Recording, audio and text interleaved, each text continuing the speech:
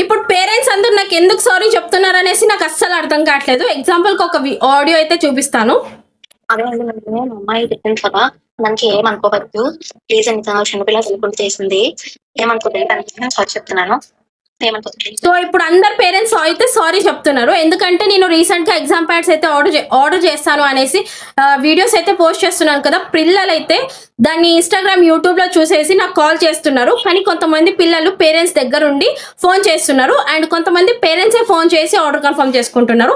ఇంకా కొంతమంది పిల్లలైతే ఎవరికీ తెలియకుండా ఫోన్ చేసేసి ఆర్డర్ చేసుకొని అండ్ వాళ్ళకి నచ్చితే ఆర్డర్ చేస్తారు. లేదంటే బండబూతులు తిట్టేసి వెళ్ళిపోతారనమాట. ఇంకా కొంతమంది పెద్ద మనుషులైతే వాళ్ళ పేరెంట్స్ అకౌంట్ నుంచి డైరెక్ట్‌గా అమౌంట్ అయితే ట్రాన్స్‌ఫర్ చేసేస్తున్నారు. అండ్ లేటర్ వాళ్ళ పేరెంట్స్ తెలుసుకున్నాక నాకు కాల్ చేసేసి ఇలా అనేసి అంటున్నారు.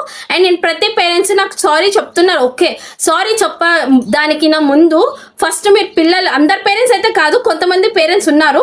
ఫోన్ ఇచ్చినప్పుడు ఆ ఫోన్ పిల్లలు ఏం చేస్తున్నారు, ఎవరికి ఫోన్ చేస్తున్నారు, ఏం మాట్లాడుతున్నారు, ఎలా మాట్లాడుతున్నారు, ఏం చూస్తున్నారు అనేసి మీరు గమనించాలి పేరెంట్స్ అయ్యి ఉండి. అండ్ ఇప్పుడు అంతా జరిగాక సారీస్ చెప్తే ఏం ఉండదు. ఎందుకంటే నేను కాబట్టి వీడియోస్లో క్లిప్స్ పెట్టలేదు. వేరే వాళ్ళైతే వ్యూస్ కోసం పక్కా మీ పిల్లల వీడియోస్ అండ్ రికార్డ్స్ అన్ని క్లిప్స్ పక్కా పెట్టేవాళ్ళు. పేరెంట్స్ కి రెస్పెక్ట్ ఇచ్చి పేరెంట్స్ చెప్పిన సారీ వల్ల నేను వీడియోస్ క్లిప్స్ ఏం పోస్ట్ చేయడం లేదు. అండ్ నెక్స్ట్ టైం నుంచి ఎవరైతే ఆర్డర్ చేస్తారో ఫస్ట్ మీ పేరెంట్స్ పర్మిషన్ తీసుకున్నాకే ఆర్డర్ కన్ఫర్మ్ చేసుకోండి.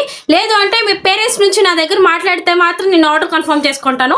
అండ్ ఇకపై మీరు ఇలా చేశారంటే నిజంగా అంటే నేను క్లిప్స్ అయితే యాడ్ చేస్తాను. దాని తర్వాత మీ ఇష్టం. అండ్ నెక్స్ట్ మళ్ళీ మనం నెక్స్ట్ వీడియో అయితే కలుసుకుందాం. అంతవరకు బాయ్.